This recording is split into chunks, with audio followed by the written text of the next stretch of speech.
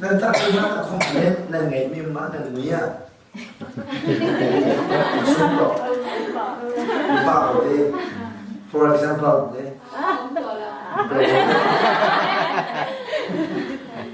là hai là thế asap cha đó luôn là đi xuống sẽ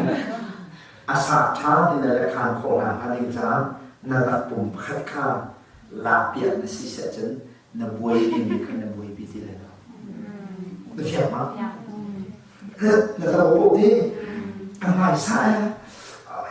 bùi thuốc nào là bùi thuốc sẽ chân gì là làm việc gái đã chân là nó có nào vấn đâu sẽ chân nó có đập vấn đâu thì là hai sai là bùi bị cắt thì là attention với việc khỏi đặt lại cắt lại cả rồi chúng ta chúng phát triển đi làm một cái việc gì Hallelujah hồi bà đã cái cho cả hello nằm mà đi nằm hello cái sa thà mi trong cái mắt nó nằm mà cái sa thà bị nằm sa nó tu nên nó tu cái lớp nó vui chứ cái nó bồi bá nó ảnh hưởng tụ là cho bồi bá nó mà chân đi cho thì ở cùng chân cái sự thì chưa cái đồ cái sự mà đó chân mình phải chọn cái gì